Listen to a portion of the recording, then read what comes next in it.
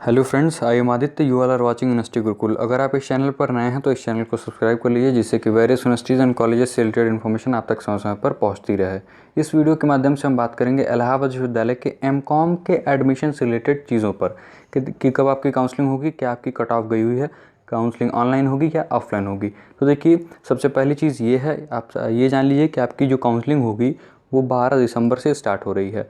12 दिसंबर को किनको बुलाया गया है, कहाँ पर बुलाया गया है, ये आप समझ लीजिए। जो वेन्यू है, counselling venue department of commerce and business administration, university of Allahabad, ये आप बिल्कुल ध्यानपूर्वक याद रख लीजिए। अब देखिए, रिपोर्टिंग टाइम है 10 बजे। कट ऑफ क्या गया हुआ है ये आप समझ लीजिए। देखिए, अनरिजर्व कैटेगरी के लिए कट ऑफ है 163 मार्क्स, यानी कि 163.40 अंक से अधिक है। अगर आपका तो आप वहाँ पर विजिट करेंगे ऑफलाइन काउंसलिंग में अपनी काउंसलिंग कराने के लिए। एसटी कैटेगरी के ऑल कैंडिडेट, सभी विद्यार्थी जो प्रवेश परीक्षा में भाग लिए थे। एससी कैटेगरी के 118.0 जिसका भी है वो या उससे अधिक है, वो काउंसलिंग में जाएंगे या अपनी काउंसलिंग कराएंगे। अब देखिए, अब बात करते हैं, यही जो है एमकॉम कोर्स के लिए ही अगला कट ऑफ भी जारी कर दिया जा चुका है। वो उसके तहत काउंसलिंग कब होगी, तो ये होगी 14 दिसंबर को, या 10 बजे ही होगी। और वेन्यू सेम है, department of commerce and business administration, university of Allahabad Prayagraj.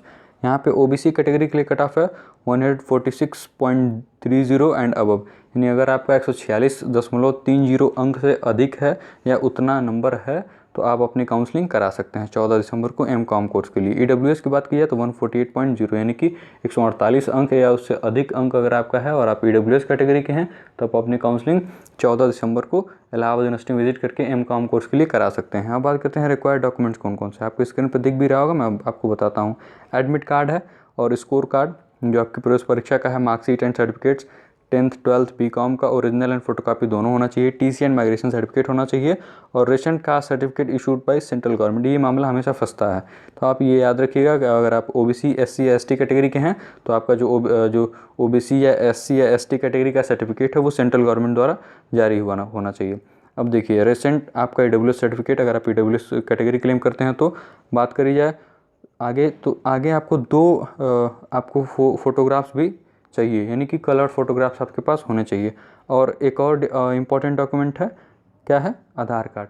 तो ये सारे डॉक्यूमेंट्स आपके पास होने चाहिए। ये सभी आवश्यक दस्तावेज हैं, रिक्वायर्ड डॉक्यूमेंट्स हैं। ये आपके पास रहेंगे तो आपको बेहतर होगा, आपको कोई परेशानी नहीं होगी अपनी काउंसलिंग कराने में। उम्मीद करता हूँ चीज़ें आपको समझ में आ गई होंगी। फिर भी कोई डाउट है तो चैनल पर जाकर कमेंट करिए, आपकी समस्याओं का समाधान अवश्य किया जाएगा।